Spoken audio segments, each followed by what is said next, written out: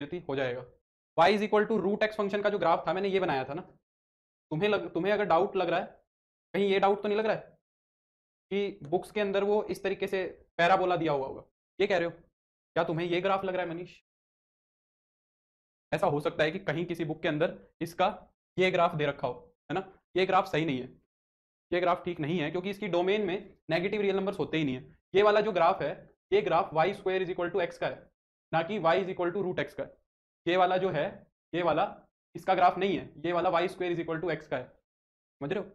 ये वाला ग्राफ इसका है, ये इसका तो इस वाले का जो ग्राफ है वो तो इतना ही बनेगा बस, ठीक है? उसका तो ग्राफ इतना ही बनेगा, ये सही था। हाँ मनीष की बात मैं समझ रहा हूँ, पर मनीष नेगेटिव नंबर्स मेरी इसकी डोमेन में ही नहीं है, तो इधर वाला पार्ट हम बना ही नहीं सकते ना। जब इसके अंदर इनपुट ही नहीं जा रहा है, वो डोमेन के अंदर जा ही नहीं रहा है, तो ग्राफ कैसे बनेगा? वो ग्राफ इसका बनेगा, y square is equal to x का। जब यहाँ से वाई की वैल्यू निकालोगे तो प्लस माइनस रूट एक्स आएगा, है ना? वाई की वैल्यू यहाँ से कितनी आएगी? Plus minus root x. फिर उसमें प्लस और माइनस वैल्यू रखेंगे, तब हमारा आंसर मिलेगा। समझ रहे हो मेरी बात? जैसे मान लो तुमने एक्स की वैल्यू 1 रखी, तो वाई की दोनों वैल्यूज मिलेंगी। तो बाकी यहाँ भी हम नेगेटिव वैल्यू तो रख नहीं सकते, इसीलिए इस ग्राफ को ऐसे लिखने के बजाय हम ऐसा लिखते हैं, ये पैराबोला बन रहा है, ये अपवर्ड पैराबोला की इक्वेशन है। तो ये वाली बात भी लिखनी ठीक नहीं है वैसे तो, प्लस माइनस रूट एक्स ये भी लिखना सही नहीं है। क्यों नहीं है सही? क्योंकि यहाँ पे भी रूट आ रहा है। तो यहीं से समझो कि ये वाला ग्राफ इसका है, ये पैराबोला की इक्वेशन होती है स्टैंडर्ड, हम कॉनिक सेक्शन में देखेंगे। तो ये वाला ग्राफ इसका बोल सकते हो, इसका ग्राफ तो इतना ही बनेगा बस, ठीक है मनीष? अच्छा, एक एक बात और मैंने थोड़ा सा डिस्कस किया था बस, हमें दो चीजें लिखी मिलती हैं, एक्स इज इक्वल टू मान लो रूट 4 लिखा मिला और एक जगह x square is equal to 4 लिखा मिला है। इन दोनों, हाँ ज्योति, इन दोनों चीजों का कितना डिफरेंस है, इनमें क्या फर्क है? देखो ये वाली जो चीज है ना, ये तो एक लीनियर इक्वेशन है, बेसिक बेसिक सी बात नहीं पता होनी चाहिए। ये क्या है? एक लीनियर इक्वेशन है। और ये क्या है? एक क्वाड्रेटिक इक्वेशन है। ये क्या है? एक क्वाड्रेटिक इक्वेशन है। तो लीनियर इक्वेशन का सिर्फ एक सॉल्यूशन होता है, यहाँ पे x is equal to plus root 4, ये ही सॉल्यूशन है। अब रूट 4 की वैल्यू मुझे पता है, तो वो प्लस 2 हो गई, तो इस इक्वेशन का जो सॉल्यूशन आता है वो सिर्फ x इज इक्वल टू 2 आता है ना? और यहाँ से अगर तुम देखोगे तो ये क्वाड्रेटिक इक्वेशन है, ये होगा x square minus 4 is equal to 0, x minus 2 x plus 2 is equal to 0। यहाँ से दो रूट्स निकल के आएंगे, एक तो x की वैल्यू 2 और एक x की वैल्यू माइनस 2, समझ रहे हो? तो वही बात यहाँ कर रहे हैं, यहाँ पे हमने y is equal to root x चीज डिफाइन करी है बस, और यहाँ पे y square is equal to x चीज डिफाइन करी है। दोनों चीजें अलग अलग हैं, दोनों कर्व्स अलग अलग हैं। हाँ बिल्कुल हिमांशु, ठीक है। चलो, तो आगे बढ़ते हैं। लास्ट के अंदर मैंने फ्रैक्शनल पार्ट फंक्शन डिस्कस किया था। अब बस हमारे पास दो फंक्शन और बचते हैं, एक तो हमारा एक्सपोनेंशियल फंक्शन और एक लॉगरिथमिक फंक्शन, और इनफैक्ट वही सबसे ज्यादा इंपॉर्टेंट है, एक्सपोनेंशियल फंक्शन और लॉगरिथमिक फंक्शन, ठीक है। फिर उसके बाद हमारे पास फंक्शंस के अंदर दो टॉपिक और बचेंगे, एक तो हमारा बचेगा कौन सा, कॉम्पोजिशन ऑफ फंक्शंस, और एक बचेगा इनवर्स ऑफ फंक्शन। दोनों छोटे छोटे टॉपिक्स हैं, उनको हम फिनिश करेंगे और फिर हम इसकी प्रैक्टिस करेंगे, ठीक है। गोल्डी जो था वो मैंने उसमें डलवा दिया 9 10 में, उतना ही है वो, ठीक है। सारी वीडियोस हो गई उसमें, ठीक है। चलो स्टार्ट करते हैं। तो लास्ट फंक्शन कौन, कितने फंक्शंस मैंने करा दिए थे, एक बार मेरे को उसका नाम बता दो। मैं आगे चल रहा हूँ एक्सपोनेंशियल फंक्शन पे, मैं उसका यहाँ पे नंबरिंग डाल दूंगा जितनी नंबरिंग है। लास्ट जो फंक्शन हमने फ्रैक्शनल पार्ट किया था वो कितना था यहाँ पे? मोड की इक्वेलिटी नहीं आती क्या मतलब आदर्श? एक्सपोनेंशियल फंक्शन डिस्कस करना है, एक्सपोनेंशियल फंक्शन को हम डिस्कस करेंगे। नहीं कुनिका, मैं 20 बार ये चीज बता चुका हूँ, तुम पूरी क्लास को ध्यान से देखा करो यार, शुरू से। मैंने डी ट्रिपल एस में 9वीं 10वीं का कुछ नहीं आएगा, ये कितनी बार बता दिया मैंने ना, है ना? तो ध्यान से चीजों को देखा करो, फिर बारी बारी मेरे से चीजें आंसर देने में थोड़ी समस्या हो जाती है, फिर तुम्हें लगता है मैं इग्नोर कर रहा हूँ। 7 था तो ये 8 आ जाएगा। 8वां फंक्शन देखो, exponential function. Exponential function mode की इक्वेलिटी हम इनइक्वलिटीज में डिस्कस करेंगे, ठीक है। मोड की इनइक्वलिटी जो है वो हम लीनियर इनइक्वलिटी वाले चैप्टर में डिस्कस करेंगे। एक्सपोनेंशियल फंक्शन क्या होता है, चलो आज इसको कोशिश करेंगे लगभग लगभग फिनिश कर दें। बचे भी तो सिर्फ एक्सपोनेंशियल वो इनवर्स बचे, ठीक है, और ज्यादा ना बचे कुछ। तो F x is equal to A की power X, A raise to the power X, इस फंक्शन को बोला जाता है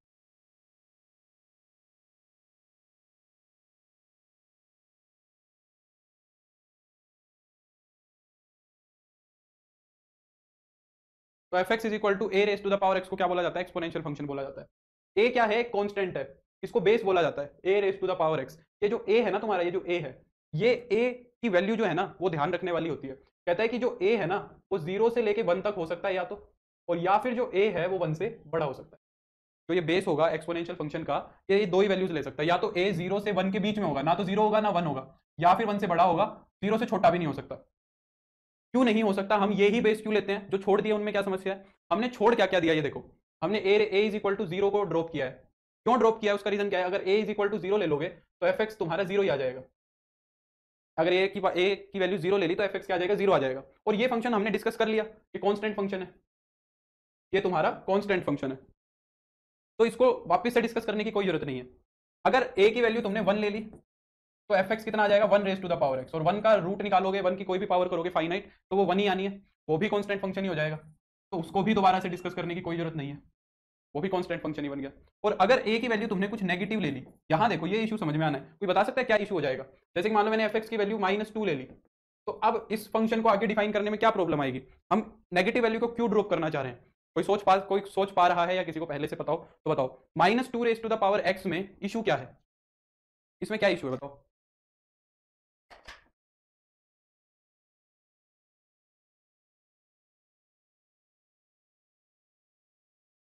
क्या नहीं डिफाइन होगा? दिक्कत क्या आएगी? दिक्कत क्या हो जाएगी? अगर मैंने f x is equal to -2 raise to the power x लिखा है तो इसमें समस्या क्या है? देखो इसके अंदर समस्या क्या है, सपोज तुमने एफ ऑफ 1/2 निकाला, तुमने एफ ऑफ 1/2 निकाला, ठीक है, तो अगर 1/2 निकाला तो -2 की पावर 1/2 हो जाएगी, यानी कि तुम क्या कह रहे हो कि -2 का हम रूट ले रहे हैं, तो -2 का रूट तो एक इमेजिनरी नंबर हो जाएगा, है ना, ये एक इमेजिनरी नंबर हो गया, ये रियल वैल्यू निकल के ही नहीं आ रही है, तो नेगेटिव में समस्या ये हो जाएगी कि जो हमारे रूट्स है ना, भाई पावर हमेशा इंटीजर थोड़ी ना होगी, पावर हमेशा इंटीजर थोड़ी ना लेंगे, एक्स तो कुछ भी हो सकता है, तो अगर हम कोई फ्रैक्शनल पावर लेंगे, सिर्फ रूट में दिक्कत नहीं है, अगर 1/3 लोगे, 1/4 लोगे, 1/5 लोगे, किसी में भी रूट लेंगे तो वो इमेजिनरी बन जाएगा, समझ गया, समझ रहे हो, तो वो इमेजिनरी हो जाएगा, इसलिए नेगेटिव नंबर्स भी यहाँ पे हम नहीं ले सकते, तो हमारे पास चॉइस सिर्फ यही बची कि 0 से 1, 0 भी नहीं होना चाहिए, 1 भी नहीं होना चाहिए, या फिर 1 से बड़ा होना चाहिए, ठीक है, तो हमारे पास ये दो ही केसेस बनते हैं एक्सपोनेंशियल फंक्शन के, एक तो ये और एक ये, तो हम दो बारी हम हमारे फंक्शन को डिस्कस करेंगे, एक बार a की वैल्यू 1 से बड़ी लेंगे, यार अभी मैं कोई आंसर नहीं करूंगा, ठीक है, लास्ट में पूछना, मैं सारी चीजों के आंसर ऑलरेडी कर चुका हूं, जो तुम्हारे क्वेश्चंस हैं वो सब पहली वीडियो में सोल्ड है, जिसको जो भी क्लास से लेके समस्या है, पैटर्न से लेके समस्या है, सिलेबस से लेके समस्या है, कब सिलेबस होगा, कैसे सिलेबस होगा, किस एग्जाम का होगा, क्या कवर होगा, क्या कवर नहीं होगा, क्या पढ़ाऊंगा, कैसे कराऊंगा, वो क्लास की पहली क्लास देख लो ध्यान से, एक एक वर्ड को सुन लो और वहां कर लो यार प्लीज, अगर मैं रोज यही करूंगा तो फिर मैं पढ़ाऊंगा कब? पहले ही इतना ज्यादा सिलेबस है, पता नहीं कवर कब होगा, है ना, तो फिर जो सीरियस बच्चे हैं उनका समय वेस्ट होता है फालतू में, तुम्हारा मन करता है जब तुम कोई भी एक क्वेश्चन लाके रख देते हो, है ना, कि सर ये करा दो, वो कब होगा, ये क्या होता है, ये एग्जाम कवर हो जाएगा क्या, इसका सिलेबस क्या है, वो क्या है, तो उसमें फिर मुझे भी, मेरा भी फ्लो ब्रेक होता है और अल्टीमेटली लॉस तुम्हारा ही होगा, और सोचो जो रिकॉर्डेड देख रहा है उसको तो एकदम लगेगा ये कर क्या रहा है, रिकॉर्डेड वाला तो देखता ही इसलिए कि जल्दी से उसका कवर हो जाए बस किसी तरह, वो बेचारा आगे करे जा रहा होगा, करे जा रहा होगा, 10-10 सेकंड 10-10 सेकंड की, कब चुप होएगा, कब पढ़ाएगा, तो जो वो डिस्कशंस हैं वो या तो शुरू में या लास्ट में, और मोस्टली जो तुम्हारे आंसर है वो मैं दे चुका हूँ फर्स्ट क्लास के अंदर, तो उसको प्लीज देख लो ध्यान से, ठीक है, मैं कोई तुम्हारे को गुस्सा करके कुछ नहीं कह रहा हूँ, अल्टीमेटली लॉस तुम्हारा ही है, मैंने अभी 5 मिनट 2 मिनट जो भी बोला है अल्टीमेटली तुम्हारा नुकसान हो रहा है, मुझे तो उतना ही बोलना है 1.5 घंटे, उसमें मैं पढ़ाने के लिए बोलूँ या फिर इन चीजों के लिए बोलूँ, है ना, जितना जल्दी कवर होगा उतना तुम्हारा ही बेनिफिट है, पता नहीं नोटिफिकेशन आज आ गई तो फिर क्या करेंगे, नोटिफिकेशन कल आ गई DSSB को तो क्या करेंगे, समझ रहे हो, तुम्हें वो प्रेशर नहीं है, पर जो बच्चा सीरियसली कर रहा है उनको ये डर है कि जल्दी से सिलेबस हो जाए, है ना, मैं चाहूँ तो फर्स्ट डे VODs प्रोवाइड करा के बैच ही VOD लॉन्च करा दे, मैंने तो बोला था कि VOD बैच लॉन्च कर दो, पर फिर बच्चे लाइव पढ़ने के लिए ज्यादा इंटरेस्टेड होते हैं क्योंकि उसके अंदर रूटीन नहीं बनता है, अब वो VOD के साथ लाइव देना वो पॉसिबल नहीं है, नहीं तो बैच हम VOD निकाल देते फिर उसमें तो कोई डाउट क्लियर नहीं होता, है ना, तो सारी की सारी जो चीजें हो रही हैं वो तुम्हारे पॉइंट ऑफ व्यू से ही हो रही हैं, है ना, इसमें ऐसा कुछ नहीं है कि कुछ लालच है या कुछ और है, तो वो क्लास एक बार जाके कर लो शांति से, है ना, वहां पे सारे डाउट्स हैं, और फिर भी अगर कुछ पूछना है तो प्लीज या तो एकदम 7:30 बजे ज्वाइन किया करो, एकदम कितने बजे, आज 7 बजे क्लास है तो एकदम 7 पे ज्वाइन किया करो और तुरंत अपना डाउट लिखा करो, है ना, तुम 5-10 मिनट लेट आते हो फिर बीच में डाउट लिखते हो तो फिर वो गलत बात है तुम्हारी, ना तो तुम समय से आ रहे हो, ना तुमने पहले की क्लास देखी है, मैं सब छोड़ के तुम्हारा जवाब दो, नहीं दे रहा हूँ जवाब तो 20 बार कमेंट कर रहे हो वही चीज वही चीज वही चीज वही चीज, तो डिस्ट्रैक्शन है एक बड़ी, समझ रहे हो, तो या तो शुरू में या लास्ट में, या नहीं तो अपनी क्लास देखो, उसमें तो सब बताया हुआ है, तुम्हारा ध्यान पढ़ाई में ज्यादा होना चाहिए ना कि इन सब चीजों में, तभी फायदा होगा, और ये बात मैं बता दूं, ये बात अपना ध्यान रखना, मैंने भी खूब एग्जाम्स दिए हैं, सारे क्लियर भी किए हैं, एक बात बता दूं, कोई भी एग्जाम दे रहे हो जो भी तुम्हारा सब्जेक्ट है वो ही तुम्हें पास कराएगा, चाहे तुम्हारे सब्जेक्ट की ओवरऑल वेटेज पूरे एग्जाम में चाहे 40% ही हो, अगर वो 40% नहीं करके जाओगे ना तो वो एग्जाम क्लियर नहीं होगा, समझ रहे हो, अब DSSB में अगर 100 क्वेश्चन मैथ के आते हैं और अगर बाकी के 100 क्वेश्चन आते हैं, तो अगर 100 क्वेश्चन मैथ के नहीं आते ना तो उसके 100 के 100 भी अगर तैयार करके जाओगे तो नहीं आएगा, क्योंकि वो तुम्हारी स्पेशलिटी नहीं है, तुमने BSc MSc मैथ में करी है उसमें नहीं करी है, ये सोच के जनरल सेक्शन पे मत मेहनत करो, सारा समय डिवोट करो मैथ्स को, मैथ्स ही क्लियर कराएगा, ये बात ध्यान रखना,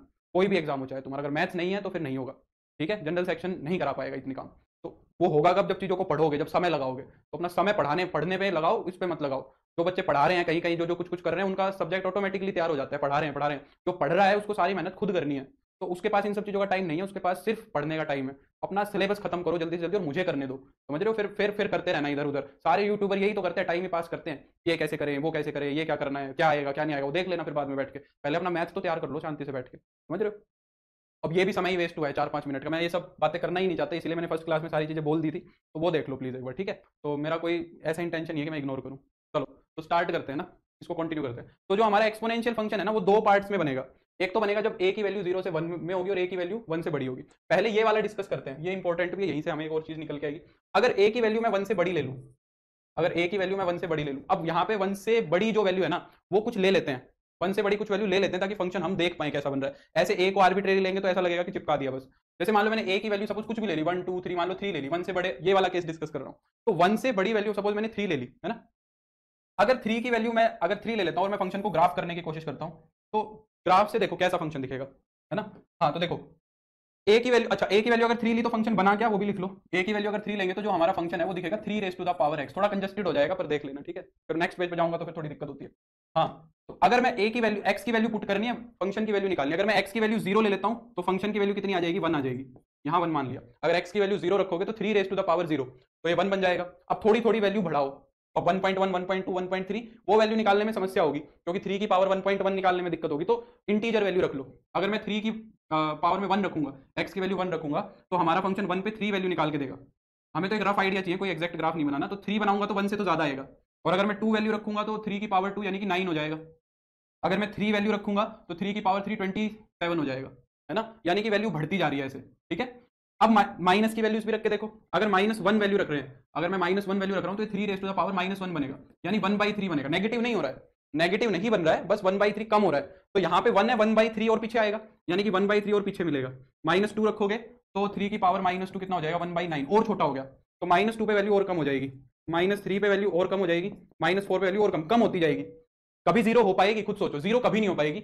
ऐसा कोई एक्स नहीं है जो इसको जीरो बना दे, ऐसा कोई भी एक्स नहीं है जो इसको जीरो बना दे, इसलिए ये एक्स एक्सिस को कट कभी भी नहीं करेगा, इसलिए ये एक्स एक्सिस को कभी भी कट नहीं करेगा। तो ये ग्राफ एक्स एक्सिस के पास से ऐसे चलता जाएगा और ऐसे चला जाएगा, ठीक है। तो ये तुम्हें शेप समझ में आनी चाहिए, वैल्यूज से कोई फर्क नहीं पड़ता है, इसका ध्यान बेशक मत रखना। हमारा जो एक्सपोनेंशियल फंक्शन है इसका ग्राफ कुछ ऐसे बनता है, ठीक है। ये हमारा एक्सपोनेंशियल फंक्शन का ग्राफ है जब a की वैल्यू 1 से बड़ी होगी, ये एक्सपोनेंशियल फंक्शन का ग्राफ है। 1 वैल्यू लेता है 0 पे हमेशा, ठीक है। ये हमारा हो गया एक्सपोनेंशियल फंक्शन का ग्राफ। अगर हम इसकी बात करें बाकी की सारी, इसकी डोमेन क्या आई, अगर यहाँ पे इस केस में मैं इसकी डोमेन की बात करूं तो इसकी डोमेन क्या बनेगी बताओ। क्या कोई ऐसा नंबर जो तुमने नहीं रखा हो, इसके ग्राफ ने देखो एक्स एक्सिस कितनी कवर करी, इसके ग्राफ ने एक्स एक्सिस कितनी करी कवर, सारी कर ली। तो हमने हर तरीके का नंबर रखा है, पॉजिटिव नेगेटिव जीरो रूट ये वो सारे रखे हैं, तो इसकी डोमेन हमेशा ऑल रियल होती है, ठीक है। अगर रेंज की बात की जाए तो जो इसकी रेंज होगी उसने वाई एक्सिस कितनी कवर करी, आउटपुट क्या निकाल के दी। अगर देखो वाई एक्सिस सिर्फ इतनी कवर हुई है, नीचे का तो कोई सवाल ही नहीं है, जीरो भी नहीं आया, इसने आउटपुट में जीरो भी नहीं निकाला है, ठीक है। नहीं, एक्स एक्सिस को कभी टच नहीं कर सकता है, कभी भी नहीं करेगा, ठीक है। इनफैक्ट जो ये एक्स एक्सिस है ये इसका असमटोट है, एक्स एक्सिस जो है ना इसका असमटोट है। असमटोट ऐसी लाइन होती है जो किसी कर्व को हम भी बोलते हैं इन्फिनिटी पे जाके टच करेगी, यानी करेगी ही नहीं, ठीक है। तो एक्स एक्सिस को कभी नहीं टच करेगा। अगर रेंज देखोगे तो रेंज 0 से बड़ी रहेगी, ना तो 0 होगी ना नेगेटिव होगी, यानी कि पॉजिटिव रियल्स होंगे, यानी कि रेंज क्या होगी, पॉजिटिव रियल्स होगी, ठीक है। 0 से बड़ा ये इसकी रेंज होगी। अगर बात करें 1 1 ऑन 2 की, क्या ये फंक्शन 1 1 है, क्या ये फंक्शन 1 1 है, बिल्कुल है। ऐसी कोई वैल्यू नहीं है जहां पे ये दो वैल्यूज दे रहा हो, हर जगह सिर्फ एक वैल्यू दे रहा है, तो ये फंक्शन 1 1 है। क्या ये फंक्शन ऑन 2 है, ऑन 2 नहीं है। क्यों नहीं है, क्योंकि जो इसकी रेंज है ना वो कोडोमेन के इक्वल नहीं है, जीरो भी छुट रहा है नेगेटिव भी छुट रहे हैं, है ना। तो इसकी जो रेंज है वो ये है, तो ये फंक्शन इनटू है। अगर इस पे बात करें, अगर मैं फंक्शन को ऐसे बना दूं ऑल रियल से 0 से इंफिनिटी, तो फिर तुम्हारा फंक्शन बाइजेक्टिव हो जाएगा, 1 1 ऑन 2 हो जाएगा। अगर यहां पे डिस्कस करोगे तो फिर 1 1 ऑन 2 है, यहां पे डिस्कस कर रहे हैं तो ये इनटू है, ठीक है। ये बात समझ आनी चाहिए। मैंने बताया था ये फंक्शन ना तो इवन है ना ही ओड है, ना इधर इवन नो रोड, ना इधर इवन नो रोड, ना तो ये फंक्शन इवन है ना ही ये फंक्शन ओड है। अब हमारे पास एक ऐसा नंबर है 1 से बड़ा जो हमारे लिए थोड़ा सा स्पेशल है, हमारे लिए 1 से बड़ा एक ऐसा नंबर है जो थोड़ा सा स्पेशल है। तो इसका एक स्पेशल केस बनता है जिसको क्या बोलते हैं, जब हमारा ए जो है ना वो ई हो जाए, एक्सपोनेंशियल हो जाए। अब ये ई क्या चीज है, ई जो है वो एक इरेशनल नंबर है। ई क्या होता है, एक इरेशनल नंबर होता है जिसकी वैल्यू अप्रोक्सीमेटली 2.71 होती है, चलती जाती है ऐसे, जैसे पाई होता है 3.14, वैसे ही ई भी एक इरेशनल नंबर होता है जिसकी वैल्यू इतनी 2.71 के अराउंड होती है। अब अगर ए की वैल्यू ई ले रहा हूं तो ये भी तो 1 से बड़ा ही है, 2.71 वैल्यू है तो 1 से बड़ी है, यानी कि इस फंक्शन का जो ग्राफ है F x is equal to E की पावर एक्स, तो ये ग्राफ तो फिर ये वाला हो गया, ये ग्राफ तो फिर ये वाला ही हो गया ना। तो एक्सपोनेंशियल फंक्शन का ग्राफ भी सेम यही है, और जो पीछे सारी प्रॉपर्टीज लिखी हमने, मतलब E raise to the power X का जो ग्राफ है वो यही ग्राफ होता है, और ये सारी की सारी प्रॉपर्टी इसी ग्राफ की भी मान सकते हो, क्योंकि ये बहुत देखने को मिलेगा तुम्हें, ठीक है। तो ये E raise to the power X का ग्राफ यहां से बन गया तुम्हारा, ठीक है। अब दूसरा केस अगर मैं डिस्कस करूं, यहीं इसके बगल में ही कर देते हैं, कोई ऐसी खास चीज है नहीं। अगर मैं केस 2 ले, यानी कि जो ए की वैल्यू है वो 0 से 1 के बीच में ले लूं, इस केस में जो हमारा ग्राफ है वो कैसा बनेगा, मान लो F x is equal to मैंने 1/2x ले लिया, 1/2 raise to the power X ले लिया, ठीक है, 1/2 raise to the power x ले लिया, ठीक है। तो इसका ग्राफ करने की कोशिश करते हैं हम। ये ग्राफ देखेंगे कैसी शक्ल शो करेगा अपनी। तो अगर मैं x की वैल्यू 0 रखूंगा तो 1/रेज टू द पावर 0 वो तो 1 ही होना है, यानी कि अगर x की वैल्यू 0 रखी तो 1 तो वैल्यू यहां भी मिल रही है। अब पॉजिटिव वैल्यू रख के देखते हैं, जैसे x की वैल्यू 1 रख दी तो 1/2 की पावर 1 आ जाएगा, 1/2 की पावर 1 1/2 होगा, बढ़ा के घटा, 1 रखा तो वैल्यू घट रही है, 1/2 आ रही है। अगर मैंने 2 रखा तो 1/4 और कम हो रही है, अगर 3 रखा तो 1/8 और कम हो रही है, 4 रखा तो 1/16 और कम हो रही है, यानी इधर जा रहा हूं तो कम हो रही है। और अगर मैं -1 वैल्यू रखूंगा, 1/2 की वैल्यू -1 तो पलट जाएगा अंदर वाला फ्रैक्शन, ये 2 की पावर 1 हो जाएगा, यानी 2 उधर बढ़ रही है। -1 पे वैल्यू 2 मिलेगी, -2 पे वैल्यू 4 मिलेगी, ऐसे ही फंक्शन इधर बढ़ता जाएगा, ठीक है।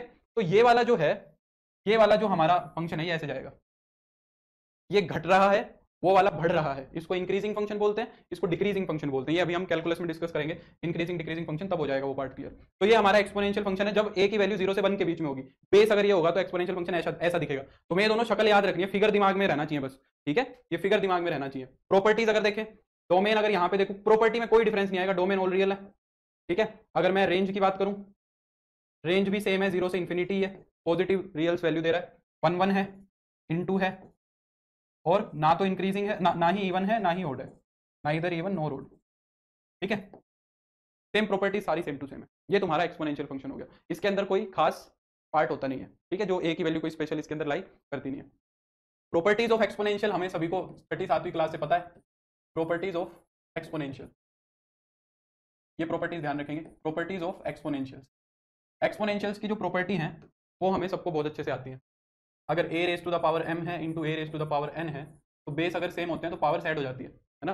दूसरा, अगर a raise to the power m upon a raise to the power n है, तो अगर बेस सेम होते हैं तो पावर सब्ट्रैक्ट हो जाती है। थर्ड, और क्या होती है, a raise to the power अगर mn है तो ये पावर स्प्लिट हो जाती है, a raise to the power m into a raise to the power n।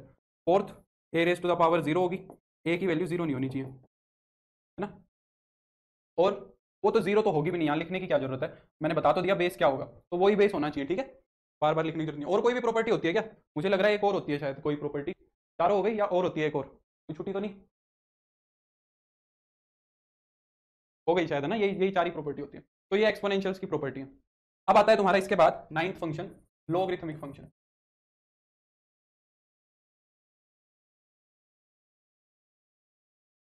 Logarithmic function की बात करते हैं, ठीक है। लॉगरिथमिक फंक्शन क्या होता है ये देखो,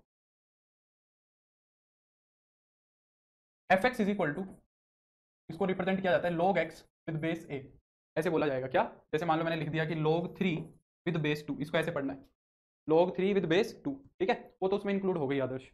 हाँ, ये लिखना चाहो तो लिख लो, ये वाली तो इसमें ही आ गई आदर्श, इसमें इंक्लूड हो गई। अच्छा हाँ, वो वाली रह गई, सही बात है, वो वाली रह गई कि a इंटू में b की पावर m अगर होगी तो a की पावर m इंटू b की पावर m हो जाएगी।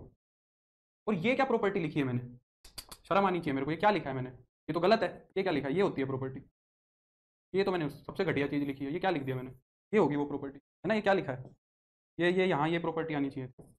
कई बार तो खुद पे ही शर्म आने लग जाती है। ए इंटू में बी की पावर एम क्या होता है, ए की पावर एम इंटू बी की पावर एम, ये होती है, सॉरी फॉर दैट, ठीक है। हाँ, लॉगरिथमिक फंक्शन क्या होगा, हाँ, लॉगरिथमिक फंक्शन होता है F x is equal to log x with base है, ये देख लेना भाई, ये मैंने गलत लिख दी थी, ठीक है। ए इंटू बी की पावर एम क्या होता है, ए की पावर एम इंटू बी की पावर एम, पावर स्प्लिट हो जाती है, मैंने ए की पावर एम मैंने लिख दी थी, मेरा दिमाग पता नहीं कहाँ गया हुआ था खास करने, ठीक है। हाँ, यहाँ आ जाओ लॉगरिथमिक फंक्शन पे। लॉगरिथमिक फंक्शन क्या होता है, log x with base a। अब ये a क्या चीज है, ये a वही बेस है जो एक्सपोनेंशियल में था, ये यहाँ पे क्या कर रहा है, जो एक्सपोनेंशियल वाला बेस है वो log के बेस में क्या कर रहा है, इसका जवाब भी मिलेगा हमें थोड़ी देर बाद। अभी के लिए यही समझो कि ये जो ये वाला बेस है और जो एक्सपोनेंशियल का बेस है वो सेम होते हैं। अगर वो सेम होते हैं तो यहाँ भी जो हमारा log का बेस है वो 0 से 1 के बीच में होगा या फिर 1 से बड़ा होगा, ठीक है। हाँ, डिवाइड पर भी होगा, वो तो सेम ही बात हो गई ना, वो a इंटू 1/b लिख लो, उसको अलग से लिखने की जरूरत नहीं हुई ना, चलो मैं लिख देता हूँ, a/b लिखने का मतलब तो a इंटू 1/b लिख दिया, ठीक है, उसको अलग से, वो तो सेम ही बात हो गई। हाँ, तो ये हो गया तुम्हारा, ठीक है। अब यहाँ पे भी जो हमारा log फंक्शन है ना वो दो केसेस में बनता है, एक तो a की वैल्यू 1 से बड़ी और a की वैल्यू 0 से 1। अब यहाँ पे मैं बेस लेके ग्राफ नहीं बना पाऊंगा क्योंकि log की वैल्यूज हम निकाल नहीं सकते ना, वो तो प्रॉपर कैलकुलेटर से या फिर हमारे उससे उससे बनेगी, क्या बोलते हैं, टेबल से बनेगी। तो यहाँ पे अब तुम्हें ग्राफ डायरेक्टली याद रखना पड़ेगा, यहाँ पे मैं बना के नहीं दिखा सकता, जैसे पिछली बार तो मैंने 3 वैल्यू ले ली थी, 2 वैल्यू ले ली थी। तो अब यहाँ पे हम केस 1 डिस्कस कर रहे हैं जब a क्या है, बेस जो है तुम्हारा 1 से बड़ा है, 1 से बड़ा अगर बेस है, ठीक है। अच्छा हाँ, ये वाली प्रॉपर्टी एक और लिख सकते हो यहाँ पे, तुम्हें पता है ना ये सारी प्रॉपर्टी, ये थोड़ी ना पूछेगा यार, a की पावर m इंटू एन, हाँ ये है, तो ये a की पावर mn हो जाती है और इसको a की पावर n इंटू एम भी लिख सकते, ठीक है ना, ये भी एक प्रॉपर्टी होती है, ठीक है, पावर्स मल्टीप्लाई हो जाती है। हाँ संजीव लिख दी मैंने वो प्रॉपर्टी, ठीक है संजीव। हम्म। तो जब ए की वैल्यू 1 से बड़ी होगी तो log का जो ग्राफ है वो ऐसा दिखता है। अब तुम्हें इस ग्राफ को ना ध्यान रखना पड़ेगा, क्योंकि इसको मैं पुट करके नहीं दिखा सकता हूँ, तुम्हें ग्राफ को ही थोड़ा सा मेमोराइज करना पड़ेगा। तो जो log का ग्राफ होता है वो ऐसा बनता है, जब बेस 1 से बड़ा होता है, यहाँ से शुरू होता है और ऐसे जाता है, ये हमारा log का ग्राफ होता है। अब इस ग्राफ को ही देख के हमें कुछ चीजें ऑब्जर्व करनी है, ग्राफ से ही हमें कुछ चीजें समझ आएंगी। सबसे इंपॉर्टेंट बात तो हमें एक चीज दिख रही है कि ये ग्राफ एक्स एक्सिस को कट कर रहा है, यानी कि कहीं ना कहीं ये जीरो वैल्यू दे रहा है। तो ये ग्राफ है ये कहीं ना कहीं क्या दे रहा है, जीरो वैल्यू दे रहा है। तो ये वैल्यू कितनी होती है, 1 होती है। तो log जो होता है ना वो 1 पे 0 बनता है, तो log होता है वो 1 पे क्या बनता है, 0 बनता है, ठीक है। तो पहली प्रॉपर्टी तो ये समझ आ रही है। दूसरी बात, अगर मैं इसकी डोमेन में देखूं तो इसकी डोमेन में क्या पुट हुआ है, देखो ये भी एक बहुत इंपॉर्टेंट चीज है। log की डोमेन में क्या पुट हुआ है, इसने एक्स एक्सिस को कितना कवर किया है, देखो नेगेटिव एक्स एक्सिस तो कवर ही नहीं हुई है कहीं पे भी, और जो पॉजिटिव एक्स एक्सिस भी देख रहे हो उसमें जीरो भी नहीं कवर हुआ है, देखो कभी भी वाई एक्सिस को कट नहीं किया इसने। तो एक्स की वैल्यू जीरो भी नहीं पुट हुई है कहीं भी, जीरो पे कोई वैल्यू नहीं दी है, जीरो से आगे ही इसने वैल्यू दी है। तो जो log की डोमेन होती है वो हमेशा पॉजिटिव रियल्स होती है। log की जो डोमेन होती है वो क्या होती है, पॉजिटिव रियल्स होती है, जीरो से इंफिनिटी होती है ना। और अगर रेंज देखो तो इसने वाई एक्सिस कितनी कवर करी है, वाई एक्सिस पूरी की पूरी कवर करी है, देखो माइनस इंफिनिटी से प्लस इंफिनिटी तक पूरी वाई एक्सिस कवर करी है। तो ये रेंज में कुछ भी निकाल के देगा, ऑल रियल्स, रेंज सारी की सारी निकाल के देगा, ठीक है। रेंज ये पूरी की पूरी निकाल के देगा। तो डोमेन क्या होगी, पॉजिटिव रियल्स, रेंज होगी रियल्स।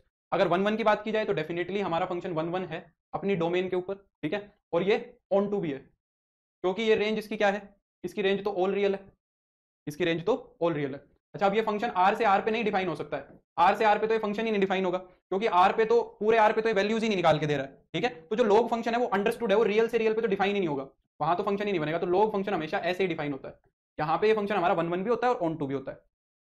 समझ आ रही है मेरी बात। तो ये 1 1 भी ऑन टू भी, यानी कि बाइजेक्टिव है ना, तो ये तुम्हारा क्या है, ना इधर इवन और नो रोड। अच्छा, तुम्हें एक खास बात ऑब्जर्व हुई, जब मैंने एक्सपोनेंशियल फंक्शन का 1 से बड़े वाला केस डिस्कस किया था, एक्सपोनेंशियल फंक्शन का जब 1 से बड़े वाला केस डिस्कस किया था, ये वाला, तो ग्राफ को तो तुम बाद में देखना, पहले इसको देखो। इसकी डोमेन क्या थी, ऑल रियल थी, और इसकी रेंज क्या थी, 0 से इंफिनिटी थी, है ना। और अगर मैं हमारे इस लॉगरिथमिक फंक्शन की डोमेन और रेंज की बात करूं तो इसकी डोमेन है 0 से इंफिनिटी और इसकी रेंज है ऑल रियल्स। डोमेन और रेंज इंटरचेंज हो गई, डोमेन और रेंज क्या हो गई, इंटरचेंज हो गई। यानी कि एक्स एक्सिस तो वाई बन गई और वाई एक्सिस एक्स एक्सिस तो वाई बन गई और वाई एक्सिस एक्स बन गई, एक्सिस इंटरचेंज हो गए। और ऐसा तुम्हें याद है डोमेन रेंज और रेंज डोमेन कहां बनी थी, क्या तुम्हें ऐसा कुछ याद आ रहा है। जब मैंने इनवर्स रिलेशन बताया था ना, इनवर्स रिलेशन बताया था, तो उसके अंदर ऐसा हुआ था कि डोमेन तो रेंज बन गई थी और रेंज डोमेन बन गई थी। अब ये तो फंक्शन है, पर है तो एक रिलेशन भी, फंक्शन एक रिलेशन भी होता है। तो एक्चुअली में ये दोनों जो फंक्शन होते हैं ये एक दूसरे के इनवर्स फंक्शन होते हैं। इन दोनों ग्राफ्स में सिर्फ इतना डिफरेंस है कि एक्स एक्सिस को वाई और वाई एक्सिस को अगर एक्स बना दोगे तो ये ग्राफ सेम दिखेंगे। तो ये दोनों एक दूसरे के क्या होते हैं, इनवर्स फंक्शन होते हैं, ठीक है। इसीलिए जो वहां का ए है वो यहां पे ए आ गया। ये वो काम जो जो मतलब क्या है कि एक्सपोनेंशियल फंक्शन की मशीन यहां लगी हुई है, ये एक्सपोनेंशियल फंक्शन की मशीन है। यहां से तुमने मान लो m डाला और इसने n निकाल दिया, यहां से तुमने मान लो m डाला और n निकाल दिया, और इसके अंदर इसके आगे मान लो तुमने log फंक्शन लगा दिया, इसके अंदर मान लो तुमने log फंक्शन लगा दिया। तो a को b पे अगर कौन लेके गया है, a को b पे अगर एक्सपोनेंशियल लेके गया है तो b को वापस a पे कौन ले आएगा, लॉगरिथमिक ले आएगा। अगर बताओ तो, अगर अब इसके आगे log x लगा दिया तो यहाँ क्या आएगा। अगर ये एकदम इसका उल्टा काम कर रहा है तो अगर m यहाँ पे n आया तो इसके आगे क्या आएगा यहाँ पे ये एक इंपॉर्टेंट चीज है, इनवर्स ऑफ ए फंक्शन में हम यही चीज डिस्कस करेंगे। अगर एक्सपोनेंशियल फंक्शन ने m की आउटपुट n दी है और इस n को मैंने इनपुट बना दिया log x के अंदर, तो यहाँ क्या मिलेगा फिर तुम्हें, यहाँ क्या मिलेगा, इंक्रीजिंग है, डिक्रीजिंग कैसे, बढ़ता तो जा रहा है। ये इंक्रीजिंग डिक्रीजिंग बाद में डिस्कस करेंगे, अब इस पे स्ट्रेस मत लो। ये यहाँ पे उल्टा क्या निकाल देगा, m निकाल देगा। इसने m को n पे किया तो ये n को वापस m पे कर देगा, ठीक है ना, एकदम उल्टा काम करेगा। तो ये एक्सपोनेंशियल फंक्शन है, इसका भी जो स्पेशल केस है वो काफी जरूरी है। क्या कह रहा है Awadhesh, log 0 base e even log base 0 1 2 बता के मान क्लियर करें। मैं समझ नहीं पा रहा हूँ अवधेश सवाल को, ठीक है, m आएगा, वो समझ आ गई होगी बात। अभी उसको हम इनवर्स में डिस्कस करेंगे। इसका जो स्पेशल केस है वो क्या बनता है, स्पेशल केस बनता है जब a की वैल्यू e बन जाती है, तो जो हमारा fx है ना वो बन जाएगा log x with base e। क्या बन जाएगा हमारा, log x with base e, ये बन जाएगा। अगर हमने बेस क्या ले लिया, e ले लिया, ठीक है। ये जो log होता है ना ये थोड़ा सा स्पेशल log है, जो एक्सपोनेंशियल वाला भी स्पेशल था पर ये थोड़ा ज्यादा स्पेशल है। इसको इस बेस को हम ऐसे ही लिख देते हैं, हम बेस लिखते ही नहीं है। अगर किसी log का बेस नहीं लिखा हुआ है तो वो अंडरस्टूड है कि उसका बेस कितना है, उसका बेस e है, ठीक है। तो ये हो गया। वो संजीव कह रहा है, अब वो तो गया संजीव, मैं उसको अंडू करूंगा वापस से तो ये भी चले जाएगा, तुम अपने आप से बना लेना। और इस log को हम ऐसे भी लिख देते हैं ln x, तुमने ln x लिखा देखा होगा कई जगह पे। तो ये तीनों बातें सेम ही है कि log x with base e लिखूं या खाली log x लिखूं या ln x लिखूं। इसको हम बोलते क्या है, इसको हम नेचुरल लॉग भी बोल देते हैं, इसको हम नेचुरल लॉग भी बोल देते हैं, ठीक है। और इसका ग्राफ जो है वो सेम वही है, वापस से नहीं बनाऊंगा मैं, समझ जाओ। स्पेशल केस इसका ये है, ग्राफ सेम टू सेम यही रहेगा, log x का प्रॉपर्टीज सारी की सारी सेम रहेंगी, सब कुछ सेम रहेगा। इसका स्पेशल केस ये हो गया, अगर कुछ ना लिखा मिले तो ये बन जाएगा तुम्हारा, ठीक है। केस टू अगर मैं क्या ले लूं, a की वैल्यू 0 से 1 के बीच में ले लूं, यानी कि जो log का बेस है वो सपोज 0 से 1 के बीच में है, तो जो हमारा जो फंक्शन है वो कुछ ऐसा दिखेगा। उस केस में जो हमारे log का ग्राफ होगा वो ऐसा होगा, ठीक है। ये हमारा log का ग्राफ होगा। वही बात है, 1 पे ये भी 0 बन रहा है, वो बढ़ता जा रहा था, ये घटता जा रहा है, ठीक है। वो बढ़ता जा रहा था, ये घटता जा रहा है, बस इतना डिफरेंस है, और किसी भी चीज में कोई डिफरेंस नहीं है। अगर इसकी भी डोमेन की बात की जाए तो ऑल सॉरी 0 से इन्फिनिटी पॉजिटिव रियल्स, रेंज की बात की जाए तो ऑल रियल्स, 1 भी है, ऑन 2 भी है, ठीक है। और ना तो इवन है ना ही ओड है, ना इधर इवन नॉर ओड, ठीक है। ये हो जाएगा, समझे, ये हो गया। तो एक्सपोनेंशियल और लॉगरिथमिक क्लियर हो जानी चाहिए ये, ठीक है। हाँ वो सब लिखूंगा संजीव, डोंट वरी। सारी तो हर चीज की तो प्री इमेज है पूजा। रेंज पूरी की पूरी रियल बन गई, तो रियल ही बन गई तो रेंज और कोडोमेन सेम हो गई, यानी कि हर एक एलिमेंट की प्री इमेज है। तुम वाई में से जो एलिमेंट बोलो उसकी प्री इमेज मिल जाएगी। वाई एक्सिस पे से कोई भी वाई उठाओ, मान लो इसकी प्री इमेज देखनी है तो ये यहाँ गया तो ये इसकी प्री इमेज रही। अगर यहाँ के कोई वाई की प्री इमेज देखनी है, यहाँ गई उसकी प्री इमेज ये एक्स मिल गई। यहाँ पे कोई वाई है उसकी प्री इमेज देखनी है तो वो ग्राफ यहाँ बन रहा है तो ये वाला एक्स मिल जाएगा। हर एक एलिमेंट की प्री इमेज दिख रही है, ठीक है। तो ये दोनों ग्राफ्स ध्यान रखने इंपॉर्टेंट है। इसकी जो प्रॉपर्टी है वो उससे भी ज्यादा इंपॉर्टेंट है, प्रॉपर्टीज ऑफ लॉगरिथम, ये ध्यान रखनी है, ये काफी इंपॉर्टेंट है। मैं एक दो क्वेश्चन करा दूंगा अभी, लॉगरिथम ही लिख लो। लॉगरिथम की जो प्रॉपर्टीज है ये ध्यान रखना है, ठीक है। पहला, अगर log mn लिखा हुआ है विद बेस a, ठीक है, तो ये log जो प्रोडक्ट होता है उसको किस में स्प्लिट कर देता है, सम में स्प्लिट कर देता है। log m plus log n, base कुछ भी हो, ठीक है। तो log mn जो होता है वो क्या होता है, log m plus log n। कभी भी log m प्लस n को मत लिख देना, कहीं log m प्लस n को ये लिख दो ना। हमारा एक्सपोनेंशियल भी तो ऐसा ही काम कर रहा था, a की पावर mn जो थी, सॉरी क्या थी, a की पावर m इंटू a की पावर n। एक्सपोनेंशियल भी तो ऐसा ही काम कर रहा था, तो जो प्रोडक्ट था उसको किस में कन्वर्ट कर रहा था, सम में कन्वर्ट कर रहा था। ये भी तो वैसा ही काम कर रहा है, प्रोडक्ट को सम में कन्वर्ट कर रहा है, समझ रहे हो। दूसरा, log ऑफ अगर m ओवर n लिखा हुआ है विद बेस a है तो ये डिवीजन को किस में कन्वर्ट करता है, डिफरेंस में। तो ये क्या बनेगा, log m with base a minus log n with base a। Third, अगर यहाँ पे लिखा हुआ है log m raise to the power n, अगर ऐसे लिखा हुआ है log m raise to the power n, तो ये जो पावर है ना n, ये आगे आ जाती है, ये क्या बन जाता है, n log m with base a। ये उल्टी भी ध्यान रखनी है, अगर log के आगे अगर कुछ भी लगाए तो वापस पावर में भी चले जाएगा। बेस लगाना कंपलसरी है सर, अगर ई है तो कंपलसरी नहीं है, अगर बेस एक्सपोनेंशियल है तो मत लगाओ, पर अगर कुछ और है तो लगाना पड़ेगा, ज्योति कुछ और है तो लगाना पड़ेगा। फोर्थ, log 1 विद बेस ए क्या होगा, log 1 विद बेस ए कितना हो जाएगा, 0। log 1 हमेशा 0 होता है, बेस चाहे कुछ भी हो। अब बेस कुछ भी हो से ये मतलब मत समझना कि सर ने तो सब बेस को आजादी दे दी, बेस जो ए था वो वही है, ठीक है। बुक्स वाले मेंशन करते हैं प्रॉपर्टी के साथ साथ, मैंने तो शुरू से ही कंटिन्यूटी से ये लेके चल रहा हूँ, तो ए यही रहेगा, ठीक है। जहां जहां पे ए लिखा हुआ है वो यहाँ रहेगा, कहीं log 1 विद बेस 1 को 0 मत लिख देना, ये तो डिफाइन ही नहीं होता है, क्योंकि बेस तो 1 हो ही नहीं सकता है, समझ रहे हो। तो ये काम नहीं करने हैं। Fifth property, log a with base a कितना होता है, हमेशा 1 होता है। log a विद बेस है, अगर तुम बेस और जिस पे वैल्यू निकाल रहे हो वो सेम ले लो तो 1 होगा। log e with base e, log 10 with base 10, log 5 with base 5, ये सब 1 होगा। सिक्स्थ प्रॉपर्टी, यहां से थोड़ा ध्यान देंगे, अगर log a with base b लिखा है और तुम्हारी ऐसी रिक्वायरमेंट है कि तुम a और b को आपस में इंटरचेंज कराना चाह रहे हो, है ना, ऐसी रिक्वायरमेंट है कि तुम क्या चाह रहे हो कि a b की जगह आ जाए और b a की जगह आ जाए, तो तुम ये एकदम आराम से कर सकते हो, पर तुम्हें क्या करना पड़ेगा, रेसिप्रोकल करके करना पड़ेगा। ये b विद बेस a बन जाएगा, ये b विद बेस a बन जाएगा। यानी कि कुछ बुक्स इस प्रॉपर्टी को ऐसे भी लिख देती हैं, log a with base b into log b with base a, इसका प्रोडक्ट 1 आएगा, पर बेटर है तुम इसको ऐसे याद करो, क्योंकि यूज यही होता है, कई बार हमें इंटरचेंज करना पड़ जाता है। सेवंथ प्रॉपर्टी, कई बार हमें यह भी जरूरत पड़ जाती है कि हमारा log ना एक्सपोनेंशियल में कन्वर्ट हो जाए, या इनफैक्ट किसी दूसरे बेस में कन्वर्ट हो जाए। मतलब मैं चाह रहा हूं कि log a विद बेस भी है और मैं चाह रहा हूं कि मेरा log ना log 5 में कन्वर्ट हो जाए सपोज, या मेरा नेचुरल log में कन्वर्ट हो जाए, log e में कन्वर्ट हो जाए। मैं चाहता ही नहीं कि मैं फालतू का झंझट करूं, मैं e में ही समझूंगा, मैं बेस को लिखना ही नहीं चाह रहा हूं। तो कर सकते हो वो चीज, तुम्हें क्या करना पड़ेगा, log a अपॉन में log b बनाना पड़ेगा उसको, यानी कि log a with base e, log b with base e। अगर तुम्हें इसको किसी और बेस में लिखना है, मान लो log 5 में लिखना है, तुम कैसे लिखोगे, log a with base 5 upon में log b विद बेस 5, समझ रहे हो। जिस भी बेस में कन्वर्ट करना है तो ये डिवीजन में कन्वर्ट हो जाएगा। जनरली हम ये काम एक्सपोनेंशियल के लिए करते हैं, तो कुछ बुक्स वाले सिर्फ इसको एक्सपोनेंशियल में ही लिख के बता देते हैं कि ये क्या हो जाएगा, simply log a upon log b। इसको हम log a upon log b भी लिख सकते हैं। ई बेस तो लिखना कंपलसरी है नहीं, जरूरी है नहीं, समझ रहे हो। बाकी प्रॉपर्टी समझ आनी चाहिए। एट्थ प्रॉपर्टी भी इंपॉर्टेंट है, ये सबसे ज्यादा इंपॉर्टेंट है अगर कैलकुलेशन पर्पज से देखो तो। कई बार क्या होता है कि log a with base b की पावर m मिलेगी तुम्हें। ये जो बेस है ना, इसकी पावर में कुछ मिल गया। अगर इस a की पावर में होता तो वो तो यहां आ जाता, ये तो आगे आ जाता। अगर बेस की पावर में कुछ है तो फिर उसका क्या करोगे? तो ये जो है ना, ये पावर, इसकी पावर तो सीधी मल्टीप्लीकेशन में आती है, इसकी जो ये पावर है ये 1 अपॉन m बन के आती है, log a with base b। ये मैं प्रूव करा देता हूं अभी, ठीक है। अगर बेस पे पावर है तो 1 अपॉन m बनेगी। कैसे बनेगी देखो, अगर log a with base b की पावर m है, सबसे पहले मैं क्या करूंगा, a और b को इंटरचेंज करूंगा। a और b को इंटरचेंज करने के लिए मेरे को रेसिप्रोकल करना पड़ेगा, b की पावर m इंटू a। अब यहाँ पे कौन सी प्रॉपर्टी लगाऊंगा, यहाँ पे ये वाली प्रॉपर्टी लगाऊंगा कि m की पावर जो आगे आ जाएगी, तो ये जो b की पावर है ये आगे आ जाएगी, तो 1 upon m log b with base a। अब मैं क्या करूंगा, इसको फिर से रेसिप्रोकल कर दूंगा, ए और बी को इंटरचेंज करूंगा तो फिर रेसिप्रोकल हो जाएगा। तो अगर फिर रेसिप्रोकल हो जाएगा तो ये 1 upon m log a with base b बन जाएगा, समझे। तो ये जो होता है ये 1 upon m log a with base b होता है। तो ये प्रॉपर्टीज ध्यान रखनी पड़ेगी तुम्हें, क्योंकि log की कैलकुलेशन का क्वेश्चन कई बार आ जाता है। तो मैं तुम्हें एक क्वेश्चन देता हूँ, ठीक है, तो वो करते हैं, एक क्वेश्चन देता हूँ,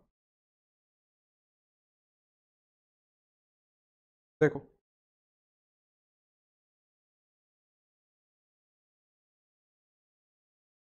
एक सेकंड का समय लूंगा बस क्वेश्चन निकालने के लिए, क्योंकि इसका क्वेश्चन बनाऊंगा ना तो उसका आंसर नहीं मिलेगा फिर तुम्हें। लोग के क्वेश्चन बनाए बड़ी मुश्किल से जाते हैं, इतना समय है नहीं, और मेरे पास पड़े हैं शायद लोग के क्वेश्चन, उसमें से दे देता हूँ एक दो। वहाँ पे है लोग,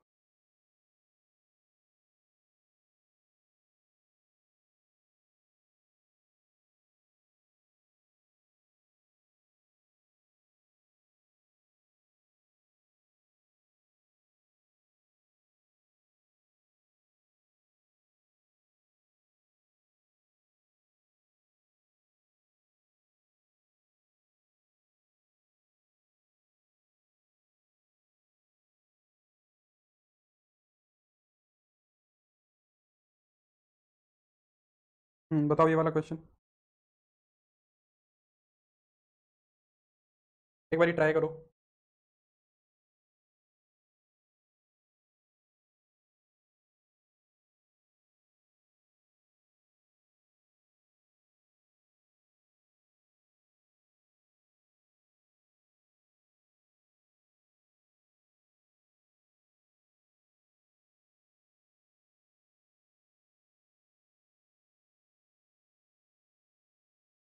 कौन सा दूँ, चलो पहले ये कर लो।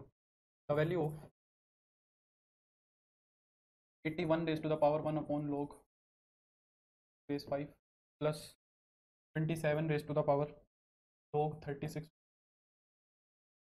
Plus 3 raise to the power 4 upon log 9।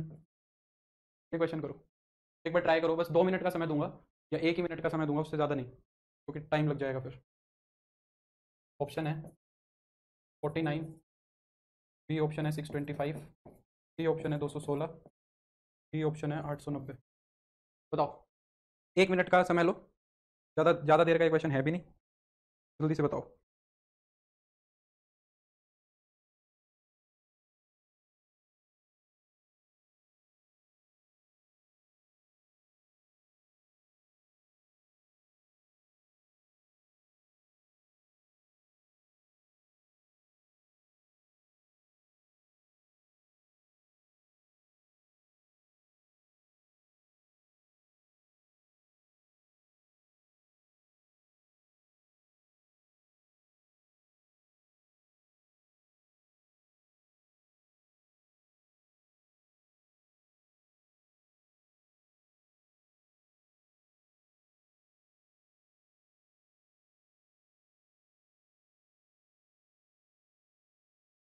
अरे यार इतनी देर से वॉइस ही नहीं थी। मैं कह रहा हूँ कि मेरे को पता ही नहीं था वॉइस नहीं है। मैं कह रहा हूँ कि एक प्रॉपर्टी और लगेगी उस क्वेश्चन के अंदर, वो प्रॉपर्टी मैंने बताई नहीं है, ठीक है, वो आगे आती, पर मैं अभी बता देता हूँ। तो मैं क्या कह रहा हूँ कि अगर a raise to the power log x है पर बेस सेम है, और log के अंदर अगर एक्सपोनेंशियल लिखा हुआ है, log के अंदर अगर एक्सपोनेंशियल लिखा हुआ है पर उनका भी बेस सेम है, समझ रहे हो, तो ये दोनों के दोनों x आउटपुट देते हैं। log और एक्सपोनेंशियल खत्म हो जाते हैं अपने आप, एक दूसरे के साथ x आउटपुट निकल के आएगा, ठीक है। जैसे कि मान लो 2 की पावर log 3 विद बेस 2 लिखा है, तो इसका और इसका बेस सेम हो गया, तो ये 3 बन जाएगा सिंपली। अगर ऐसे लिखा हुआ है कि log 3 विद 3 की पावर 5, तो log और एक्सपोनेंशियल का बेस सेम है तो ये 3 बन जाएगा, सॉरी 5 बन जाएगा, 5 ये जो पावर में, समझ रहे हो? तो ये प्रॉपर्टी और यूज होगी, अगर ये प्रॉपर्टी लगा लोगे तो फिर हो जाएगा।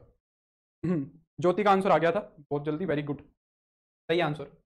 करो अब करो, मैं कराता हूँ, चलो अब ये तो गड़बड़ हो गई थोड़ी सी। हाँ, तो ये देखो क्या कह रहा है। सबसे पहले क्या कोशिश करते हैं कि जो ये रेसिप्रोकल वाले लोग हैं ना, इनको सही किया जाए, क्योंकि जो रेसिप्रोकल वाला लोग है ये तो कैसे भी डील नहीं होगा। तो इसको हमें ऊपर ले जाने के लिए क्या करना पड़ेगा, इसका रेसिप्रोकल लेना पड़ेगा। अगर ये ऊपर जाएगा तो ये क्या बन जाएगा, 5 विद बेस 3 बन जाएगा। ये क्या बन जाएगा, log 5 विद बेस 3 बन जाएगा। और ये सही है, इसमें कोई दिक्कत नहीं है, पर इसको हम एडजस्ट करेंगे, ठीक है। 27 को तुम क्या लिख सकते हो, 27 को हम लिख सकते हैं 3 रेज टू द पावर 3, ये लिख सकते हैं 27 को 3 रेज टू द पावर 3। और इसको हम क्या लिख सकते हैं, देखो 3 की पावर 2, ये जो 9 लिखा हुआ है इसको लिख सकते हैं 3 की पावर 2, और यहाँ पे ये 36 है, जो बेस लिखा हुआ है 9, इसको 3 रेज टू द पावर 2 लिख सकते हैं। और इसको क्या लिख सकते हैं, 3 ये ऊपर चले जाएगा 4 बन जाएगा, log ये क्या हो जाएगा, log 7 विद बेस 9 हो जाएगा। बेसिकली हमें इनको खत्म कराना है, तो खत्म कराने के लिए क्या होना चाहिए, जो बेस है a है और जो log का बेस है ये सेम बनने चाहिए। ये बेस जैसे ही सेम बन गए तो फिर ये खत्म हो जाएंगे, सिर्फ x आंसर आ जाएगा। तो अब देखो कैसे करेंगे, इसको मैं क्या लिख सकता हूँ, 81 को मैं 3 की पावर 4 लिख सकता हूँ, 81 को 3 की पावर 4, log 5 विद बेस 3 हो जाएगा। इसको मैं क्या लिख सकता हूँ, देखो इसका जो ये 1/2 है ये आगे आ जाएगा कि नहीं आ जाएगा, ये जो 2 है बेस की पावर जो m है वो आगे 1/2 बन जाएगी, हमने देखी थी ना ये वाली प्रॉपर्टी। रूबल का भी आंसर आ गया एकदम ठीक है। log 36 की पावर, log 36 विद बेस 3 बन जाएगा, जो ये 2 पावर है आगे आ जाएगी 1/2 बन जाएगी। और यहाँ पे भी इसको 9 को मैं क्या लिख लेता हूँ, ये वाला जो 9 है इसको मैं लिख लेता हूँ 3 की पावर 2, तो इसका भी जो 3 की पावर 2 है वो आगे आ जाएगा रेसिप्रोकल बन के, ये बन जाएगा 3 की पावर 4/2 इंटू में log 7 विद बेस 3, ये बन गया। ये स्टेप समझ आना चाहिए। अब ये वाली चीज पावर्स मल्टीप्लाई हो जाएंगी आपस में, तो 3 की पावर 4 log 5 विद बेस 3 बन गया, ये क्या बन गया, ये भी पावर मल्टीप्लाई हो जाएगी, 3 की पावर 3/2 log 36 विद बेस 3 बन जाएगा, और ये भी मल्टीप्लाई हो जाएगा 3 की पावर 2, है ना। तो ये कितना हो जाएगा, 3 raise to the power 2 log 7 with base 3। अब मुझे ये सारी चीज़ नहीं चाहिए, मुझे क्या नहीं चाहिए, मुझे ये सारी चीज़ें नहीं चाहिए, जो ये आगे 4 लिखा हुआ है, ये 3/2 लिखा हुआ है, ये 2 लिखा हुआ है। तो log की प्रॉपर्टी क्या करेगी, यहाँ पे ऊपर आ जाएंगे, इनकी पावर्स में आ जाएंगे, ठीक है। तो ये क्या बन जाएगा तुम्हारा, 3 raise to the power log 5 की पावर 4 विद बेस 3, प्लस में 3 log 36 की पावर 36 विद बेस 3 की पावर 3/2 हो जाएगी, और प्लस में 3 raise to the power log 7 का स्क्वायर विद बेस। अब देखो ये पावर और ये बेस सेम हो गए, अगर ये सेम हो गए तो ये तो बन जाएगा 5 की पावर 4, ये क्या बन जाएगा तुम्हारा 36 की पावर 3/2, और ये क्या बन जाएगा तुम्हारा 7 का स्क्वायर, क्योंकि जो नीचे वाला ये एक्सपोनेंशियल और log इन सबका बेस सेम हो गया। 5 की पावर 4 हो जाएगी तुम्हारी 625, पहले इसका रूट ले लो, 36 का रूट लोगे तो 6 आएगा, 6 का क्यूब करोगे तो 216, और प्लस का 49, है ना। तो देखो 625 से भी ज्यादा है, 216 से ज्यादा है, 49 से भी ज्यादा है, तो 890 आंसर आ जाएगा, ठीक है, जोड़ने की भी जरूरत नहीं है, 890 आंसर आ जाएगा। एक क्वेश्चन और करोगे आप, बहुत है आगे, चलो बोलो। अगर बहुत है तो फिर मैं कंपोजिशन शुरू कर लेता हूँ, अगर एक और क्वेश्चन कराना चाहते हो तो मैं दे देता हूँ, करोगे? एक क्वेश्चन और कर लो चलो। ये कह रहा है इफ, ये शीट में डाल दूंगा, ठीक है, लॉग की शीट में टेलीग्राम पे डाल दूंगा, कर लेना इसको, सिर्फ लॉग की ये शीट है, इसको मैं टेलीग्राम पे अपलोड कर दूंगा, ठीक है, आंसर्स के साथ। और मेरे से फिर डाउट मत पूछना। log y with base 2x is equal to में log x with base x, Shivani class होती है मेरी। log x with base 3, log 2x with base x, log y with 2x, then find y, y की value निकालनी है। A option है 4.5। यार question लिखने भी पड़ते हैं ना वैसे, उसमें टाइम वेस्ट बहुत हो जाता है। T27, चलो ये एक और कर लो फिर कंपोजिशन करते हैं, फिर इनवर्स रह जाएगा। मंडे की तो तुम्हारी छुट्टी है, क्योंकि मंडे को ऑफिस बंद रहेगा, गांधी जयंती है ना, तो मंडे को छुट्टी रहेगी तुम्हारी, क्योंकि ऑफिस बंद रहेगा उस दिन, तो वर्किंग नहीं है, तो हम अब ट्यूसडे को मिलेंगे। बाकी मैं इसकी शीट शेयर कर दूंगा। बोलो, करो कोशिश।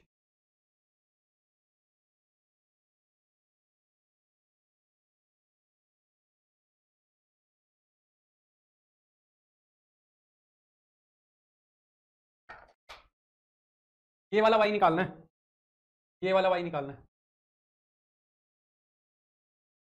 Good evening Shubhangi. देखो आरएचएस को तो खत्म करो, आरएचएस में तो कुछ है नहीं, 2 को आगे ले आओ, ये क्या बन जाएगा 2 log x with x, 2 log x with base x, ये तो 1 बन जाएगा सीधा सीधा, इसमें तो कुछ है नहीं। तो राइट हैंड साइड तो सिर्फ तुम्हें 2 दी हुई है, बात आती है लेफ्ट हैंड साइड की, उसका क्या करें, बात आती है सिर्फ लेफ्ट हैंड साइड की, उसको कैसे डील करें। ऋतिक का आंसर आ गया, वेरी गुड, है ना। इसको कैसे मैनेज करेंगे ये देखना है। अब देखो इसको मैनेज करने का तुम्हें एक अच्छा तरीका बताता हूँ, तुम एक काम करो, ये x और 3 2x x ये इनका बेस ही चेंज कर दो, इसको नेचुरल लॉग में ले जाओ, इसको नेचुरल लॉग में ले जाओ, तो क्या बन जाएगा, log x with log x upon में log 3 बन जाएगा। कर सकता हूँ इसको ऐसे, बताओ इसको मैं क्या लिख लेता हूँ, log x with log x upon में log 3, इसको एक्सपोनेंशियल में कन्वर्ट कर दिया मैंने। आदित्य प्रीवियस ईयर क्वेश्चन देखो यार, बाकी DSSS में थोड़े कंसेप्चुअल क्वेश्चन ज्यादा आते हैं, कैलकुलेटिव क्वेश्चन नहीं आते। इसको मैं क्या लिख सकता हूँ, log 2x अपॉन में x।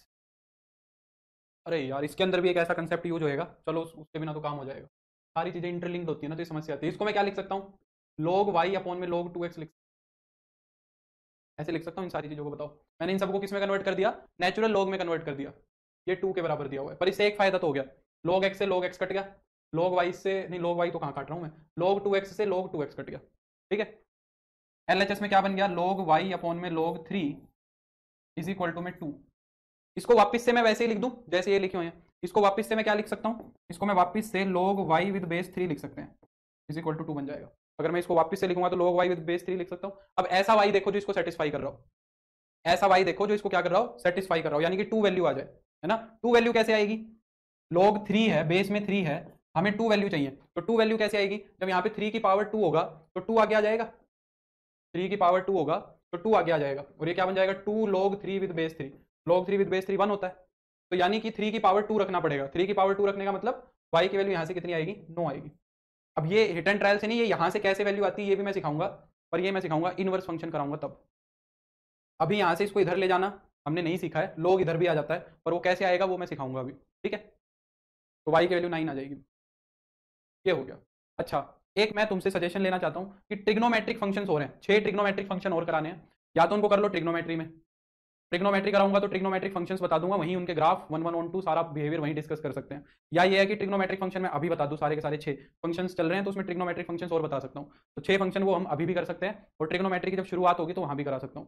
अगर ट्रिग्नोमेट्रिक फंक्शन करने हैं तो अभी वो कर लेते हैं, नहीं तो कंपोजिशन कर लेते हैं, जैसे कहोगे मैं वैसे करा दूंगा, कोई कंपल्सरी नहीं है, वो नहीं भी करोगे तो काम चल जाएगा, फंक्शंस में ऐसी कोई समस्या नहीं है, पर अगर करना चाहते हो तो मैं करा देता हूँ, क्योंकि कई बार क्या होता है बच्चों को ट्रिग्नोमेट्री याद नहीं होती है, ट्रिग्नोमेट्री में वैल्यूज कैसे निकालते हैं 180 के बाद हायर एंगल्स पे, तो वो थोड़ा सा यहाँ पे यूज होगा, तो अगर कहो तो मैं बाद में करा दूंगा उसको। मैं कंपोजिशन शुरू कर लेता हूँ, मेरे ख्याल से ज़्यादा बेटर कंपोजिशन करना रहेगा, ये भी बहुत ज़्यादा खिंच जाएगा फिर, नहीं तो तुम्हें लगेगा खत्म ही नहीं हो रहा है, तो मत जवाब दो, चाहे कंपोजिशन ही कर लेते हैं। कंपोजिशन ऑफ टू फंक्शंस, अभी छोटे छोटे 2 टॉपिक हैं, कंपोजिशन और इनवर्स, ये खत्म करते हैं, ठीक है रेखा, सारे कह रहे हैं बाद में ही कराते हैं। हाँ डोमेन रेंज की बात तो उसमें होगी, पक्का होगी, और क्या उनकी भी डोमेन रेंज देखनी पड़ेगी, सब कुछ करना पड़ेगा, तो वो ट्रिग्नोमेट्री में वहीं बता दूंगा, चलो ट्रिग्नोमेट्री में कर लेंगे, कोई दिक्कत नहीं है, मेरे को भी वही ज़्यादा सही लग रहा है। कंपोजिशन क्या होती है, कंपोजिशन में बेसिकली हम क्या करना चाहते हैं कि मान लो f(x) एक फंक्शन दिया हुआ है, अभी तक तुम क्या कर रहे थे कि फंक्शन के अंदर क्या इनपुट डाल रहे थे, x को इनपुट डाल रहे थे किसी सेट में, ठीक है, सेट को डाल रहे, सेट में से किसी एलिमेंट को इनपुट कर रहे थे, पर अब हम क्या करना चाह रहे हैं, हम एक फंक्शन मुझे f(x) दिया हुआ है, एक फंक्शन मुझे f(x) दिया हुआ है, और एक फंक्शन मुझे g(x) दिया हुआ है, अब मैं एक फंक्शन को ही उठा के दूसरे फंक्शन में डालना चाह रहा हूं, मैं कह रहा हूं कि f(x) को उठाओ और g(x) में रख दो, अब मैं एक फंक्शन के अंदर इनपुट दूसरे फंक्शन की डालना चाह रहा हूं, यानी कि x की जगह पे फंक्शन में क्या करो, gx ही इनपुट कर दो, या फिर gx के अंदर fx की ही इनपुट कर दो। जब हम एक फंक्शन को ही दूसरे फंक्शन में एज ए इनपुट डाल देते हैं तो इन दोनों चीजों को क्या बोला जाता है, इनको बोला जाता है composition of f and g।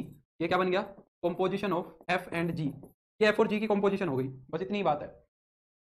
इसको हम रिप्रेजेंट कैसे करते हैं, इसको हम रिप्रेजेंट करते हैं f ऑफ gx से, पहले ये लिखा जाएगा ऐसे, पहले ये लिखा जाएगा, इसका लिखने का मतलब क्या है कि फंक्शन के अंदर f के अंदर gx को इनपुट किया है, और इसका मतलब क्या है, इसको ऐसे लिखेंगे g ऑफ fx, ऐसे पढ़ेंगे इसको, f of gx g of fx, कई लोग इसको फोग जोफ ये बोलते हैं, मैंने देखा है कई कई लोग इसको बोलते हैं फोग, इसको गोफ ये बोलते हैं, मुझे तो वो चीज थोड़ी ऑकवर्ड लगती है, तो f ऑफ gx और g ऑफ fx ये थोड़ा स्टैंडर्ड है, जैसे f ऑफ x बोलते हैं इसको f ऑफ x, तो ये f ऑफ gx हो गया और g ऑफ fx हो गया, इसका मतलब क्या है कि f के अंदर gx इनपुट किया है, और इसका मतलब हो गया कि g के अंदर fx इनपुट किया, ठीक है, हो गया काम तो बस कंपोजिशन का, पर इसके पीछे कहानी स्टोरी क्या है, वहां पे एक छोटा सा कंसेप्ट है वो समझना पड़ेगा।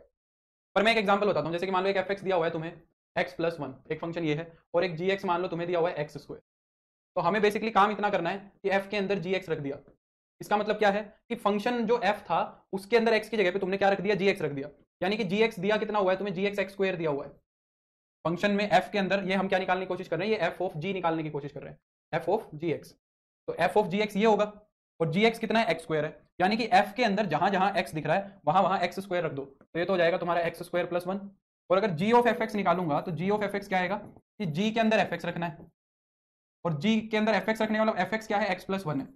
तो जहां पे तुम्हारा फंक्शन gx के अंदर x दिख रहा है, वहां पे x की जगह पे क्या रिप्लेस करना पड़ेगा, x प्लस 1 रिप्लेस करना पड़ेगा। तो ये तुम्हारा हो जाएगा x प्लस 1 का। तो ये f ऑफ gx और g ऑफ fx निकल गए। पर जरूरी नहीं है कि हमेशा f ऑफ gx और g ऑफ fx कैलकुलेट हो ही जाए। कैसे काम कर रहा है ये पीछे का सारा सिस्टम, उसको समझने की कोशिश करते हैं।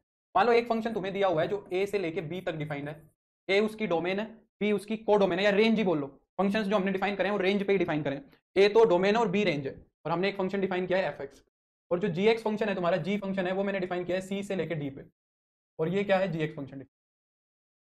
जरा ना एक फंक्शन को समझते हैं, एक कॉम्पोजिशन को समझते हैं, दूसरी अपने आप समझ आ जाएगी। मान लो मैं ये कॉम्पोजिशन डिफाइन कर रहा हूं g ऑफ fx, ये कॉम्पोजिशन डिफाइन कर रहे हैं। ये कॉम्पोजिशन डिफाइन करने में हुआ क्या ये समझते हैं। यानी कि मैं ये करना चाह रहा हूं, g के अंदर fx रखना चाह रहा हूं। जरा मुझे एक बात बताओ, जो सबसे पहले x गया यहां पे, वो किस में गया, पहले कौन सी मशीन काम कर रही है। देखो दो मशीन काम कर रही है, एक तो f और एक g। अगर मैंने g ऑफ fx निकाली, ये मशीन काम करी, तो इस मशीन में पहली मशीन कौन काम कर रही है। पहले तो ये समझना है कि पहले कौन सी मशीन काम कर रही है और फिर दूसरी कौन सी मशीन काम कर रही है। ये बात समझ में आएगी तो काफी चीजें क्लियर होंगी। तो सबसे पहले x किसके पास गया, कौन सी मशीन में जाके वो इनपुट हुआ है। सबसे पहले x इनपुट हुआ है f के अंदर जाके, है ना। पहले तो x जो था वो f के पास था। तो पहले कौन सी मशीन काम कर रही है, पहले मशीन काम कर रही है f। फिर मशीन f कुछ काम कर रही है, देखो f मशीन ने कुछ काम किया और काम करके fx आउटपुट निकाली, है ना। f मशीन ने कुछ काम किया और फिर उसने fx आउटपुट निकाली। फिर जो fx की आउटपुट है, उस आउटपुट पे g ने काम किया। ऐसा ही तो हो रहा है, पहले x गया इनपुट f में, फिर fx आउटपुट बनी, और फिर ये जो fx आउटपुट है इस पे g काम कर रहा है, और g जो है वो fx पे काम करके और फिर कुछ फाइनली आउटपुट निकाल के दे रहा है। तो बेसिकली ये काम हो रहा है यहाँ पे, समझ रहे हो। अब इस चीज को समझने की कोशिश करते हैं। देखो मान लो ये तुम्हारा f फंक्शन काम कर रहा है, ये a है, ये b है। तो हमारा फंक्शन क्या काम कर रहा है, x को उठा रहा है, f फंक्शन। सबसे पहले तो x काम कर रहा है ना, मैं इसीलिए तुमसे पूछ रहा था। तो x फंक्शन काम कर रहा है, सॉरी f फंक्शन काम कर रहा है। तो सबसे पहले हम क्या कर रहे हैं, a सेट में से x को उठा रहे हैं, हमारा f उस पर काम कर रहा है, और आउटपुट क्या निकाल दे रहा है, fx निकाल दे रहा है, जो कि b सेट में दिखेगी, क्योंकि b सेट रेंज का सेट है। सबसे पहले तो ये हुआ, सबसे पहले तो ये हुआ। तो f मशीन ने आउटपुट निकाल दिया, फिर g आया, फिर कौन आया, g आया। g क्या बोला, इस आउटपुट पे मैं काम करूंगा। g ने क्या कहा, इस आउटपुट पे मैं काम करूंगा, और फिर मैं इस आउटपुट पे काम करके और फिर आगे अपनी जो रेंज है उसमें आंसर निकाल के दे दूंगा तुम्हें। तो अब जी आएगा इसको पिक करने के लिए, जी आएगा fx को पिक करने के लिए, और फिर वो जो आउटपुट है वो हमारी d में निकाल के देगा। अब gx उसको पुट पिक करेगा कब, gx की भी अपनी लिमिटेशंस है। gx क्या किसी भी fx को पिक कर सकता है, क्योंकि gx की जो डोमेन है वो तो भाई c है। g तो सिर्फ जो g मशीन है वो तो काम सिर्फ c के एलिमेंट्स पे ही कर सकती है। अगर c का एलिमेंट है तो ही वो g काम कर पाएगा, ऐसा थोड़ी ना किसी भी चलते फिरते fx को उठाएगा और उस पर काम कर देगा। अगर ये fx तुम्हारा c के अंदर हुआ तो ही तो g काम कर पाएगा आगे, क्योंकि g तो अपनी डोमेन पे काम करेगा। अगर ये fx तुम्हारा c के अंदर हुआ तो ही g आगे काम कर पाएगा, नहीं तो काम नहीं कर पाएगा। तो यही कंपोजिशन की कंडीशन आ गई। अगर ये तुम्हारा fx क्या है, f की रेंज है, f की रेंज क्या है, ये b सेट है। अगर ये तुम्हारा पूरा का पूरा b सेट c के अंदर हुआ, अगर ये पूरा का पूरा b सेट ऐसा हुआ कि ये c के अंदर ही है इस तरीके से, अगर ये ऐसी कुछ पिक्चर बनी, ये वाला c सेट बना तुम्हारा, तो तुम्हारा gx तभी तो काम करेगा। gx तो इस c के अंदर काम करेगा। अगर ये पूरा का पूरा b c के अंदर आया तो ठीक, नहीं तो g काम ही नहीं कर पाएगा। अगर ऐसी पिक्चर बनी तो फिर हमारा g इसको उठाएगा और फाइनली कहां पहुंचा देगा, g ऑफ fx बना देगा d के अंदर। तो हमारी शर्त क्या हुई फिर, इसका मतलब जो c सेट है वो b सेट को अपने अंदर कंटेन करे। यानी कि यहां से कंडीशन ये बनी कि जो b सेट है वो c सेट का सबसेट होना चाहिए। अगर ये शर्त सेटिस्फाई होगी तभी हम a से b तक की कंपोजिशन को डिफाइन कर सकते हैं। और b क्या है तुम्हारा, b है तुम्हारा, इसको याद कैसे रखना है, b क्या है तुम्हारा, रेंज ऑफ f है, रेंज ऑफ f है। b क्या है तुम्हारा, रेंज ऑफ f है। ये सबसेट होना चाहिए c का, c क्या है तुम्हारा, डोमेन ऑफ g है। अगर ये कंडीशन सेटिस्फाई होगी तो ही हम बोलेंगे कि तुम g ऑफ ff निकाल, g ऑफ fx निकाल सकते हो, नहीं तो तुम g ऑफ fx नहीं निकाल सकते। क्या तुम्हें ये वन गो में ये चीज समझ आ गई अच्छे से? अगर आ गई तो बस कंपोजिशन का इतना ही कंसेप्ट है। अगर ये बात सेटिस्फाई होगी तो ही हम कंपोजिशन डिफाइन कर सकते हैं, नहीं तो कंपोजिशन डिफाइन नहीं हो सकती। याद करने का क्या तरीका है, कहानी तो अच्छी लगती है सुन के।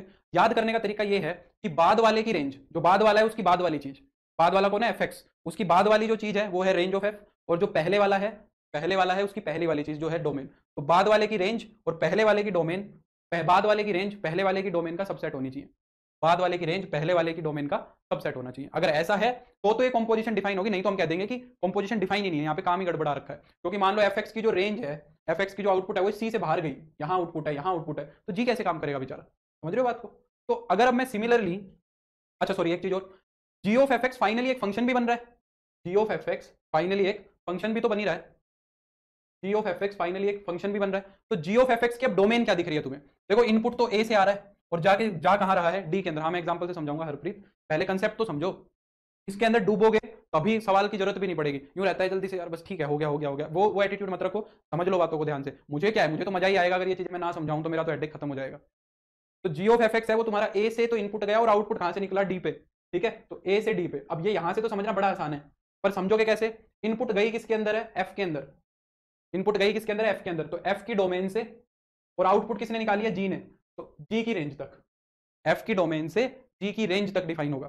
तो ये जो हमारा जी ऑफ एफ एक्स है ये ए से लेके डी तक इस तरीके से डिफाइन हो जाएगा।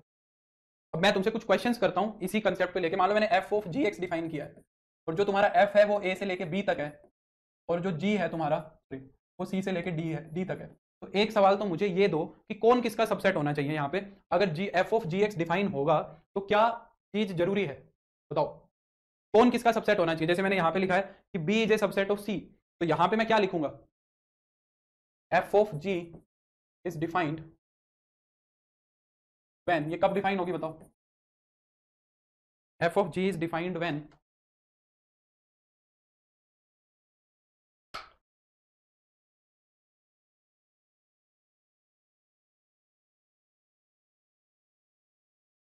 जैसे मैंने समझने को कहा था वैसे ही लिखो। बिल्कुल जितेंद्र एकदम ठीक है। टीना ने गलत लिखा है। अरे यार टीना वो ही लिख दिया उठा के, बी जे सबसेट ऑफ सी लिख दिया टीना ने तो उठा के। हाँ अंशु का ठीक है। बाद वाले की बाद वाली चीज, बाद वाले की बाद वाली चीज यानी कि जी की बाद वाली चीज, जी की बाद वाली चीज कौन है? डी है। यानी कि डी क्या होना चाहिए? पहले वाले की पहली वाली चीज ए। तो डी जो है ना वो ए का सबसेट होना चाहिए। जो रेंज ऑफ जी है वो डोमेन ऑफ एफ का सबसेट होना चाहिए। जो रेंज ऑफ जी है वो डोमेन ऑफ एफ का सबसेट होना चाहिए। ठीक है, एफ ओ जी जो फंक्शन होगा वो कहां से कहां तक डिफाइन होगा? एफ ऑफ जी एक्स जो फंक्शन होगा वो कहां से कहां तक डिफाइन होगा? ये भी लिखो। बिल्कुल नकुल शिवानी तुम्हारा ठीक है, अजय का भी ठीक है, वेरी गुड। ये बताओ एफ ओ जी जो फंक्शन होगा वो कहां से कहां तक डिफाइन होगा? ये और बताओ।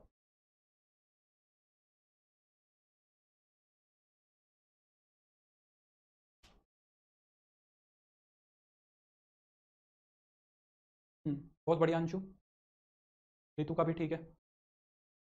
किसकी डोमेन यूज हो रही है और किसकी रेंज यूज हो रही है? नहीं अंशु मालिनी। हाँ हाँ हाँ ठीक है अंशु मालिनी का सही है। ये अंशु ने पहले गलत लिखा था, अभी सही लिखा है। हाँ बोलो किसकी डोमेन रेंज यूज हुई है? ये देखो मालिनी ने भी गलत लिख दिया, शगुफ्ता ने भी गलत लिख दिया। सबसे पहले इनपुट किस में गई? जी में। तो जी में इनपुट गई यानी कि डोमेन किसकी यूज हुई है? जी की। डोमेन किसकी यूज हुई है? जी की। तो सी से शुरू हुआ है और आउटपुट किसने निकाला है? एफ ने। तो एफ की रेंज यूज हुई है, तो एफ की रेंज यूज हुई है तो बी से, सी से लेके बी तक। ठीक है, एफ जी की डोमेन से एफ की रेंज तक। समझ आई कि नहीं आई बात? बोलो भाई। चलो मैं एक क्वेश्चन लिखता हूँ, थोड़ा सा करने की कोशिश करते हैं, डोमेन और रेंज डिफाइन करने की कोशिश करेंगे।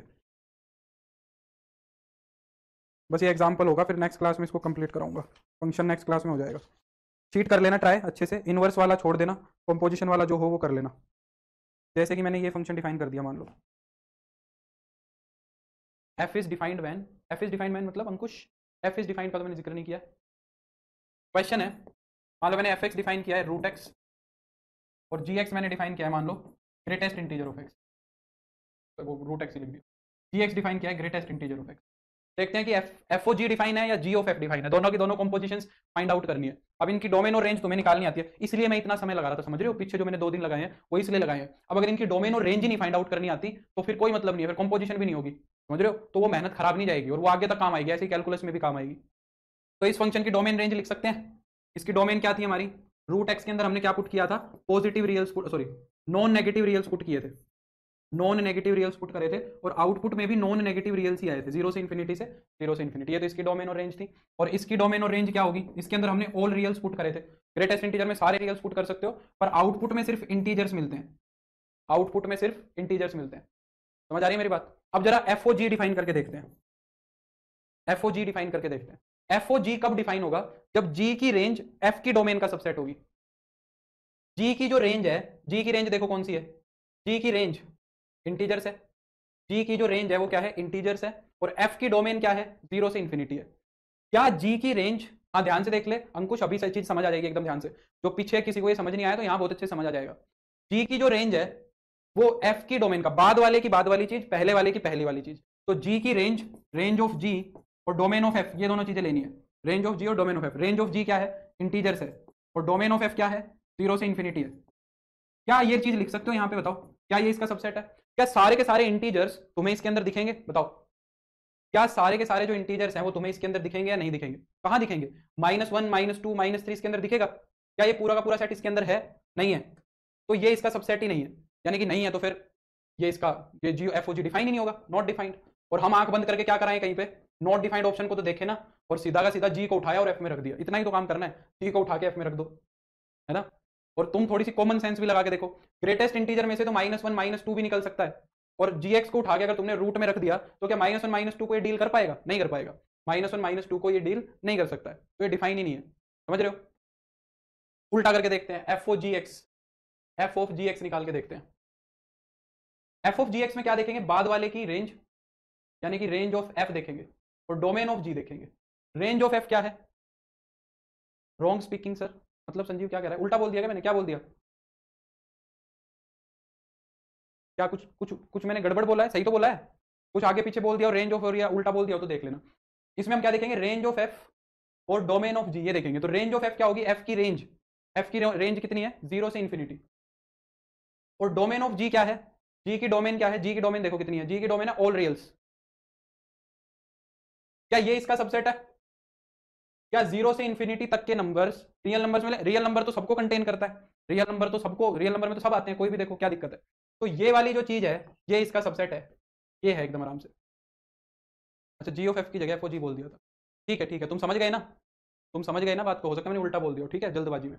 तो 0 से इन्फिनिटी ये वाली जो चीज है ये इसके अंदर है, ये डिफाइन हो गई। और ये कहां से कहां तक डिफाइन होगी, एफ की डोमेन से जी की रेंज तक। एफ की डोमेन कितनी है, 0 से इन्फिनिटी, यहां से लेके और कहां तक, जी की रेंज तक। जी की रेंज कितनी है, ग्रेटेस्ट, सॉरी, जी की रेंज कितनी है, इंटीजर्स। ये होगी हमारी। अब तुम एकदम आराम से जी ऑफ एफ एक्स कर सकते हो, करना तो इतना ही है बस, जी के अंदर एफ एक्स रखना है, और एफ एक्स है क्या तुम्हारा, एफ एक्स है रूट एक्स, ठीक है, और जी एक्स क्या है तुम्हारा, ग्रेटेस्ट इंटीजर। तो कंपोजिशन ऐसी दिखेगी, greatest integer of root x, ठीक है। चलो आज के लिए बस इतना ही। मेरे को उम्मीद है क्लास मजेदार लगी होगी, बड़ा मजेदार टॉपिक है ये सब, फंक्शंस, रिलेशंस, इनमें काफ़ी चीज़ें चलती हैं।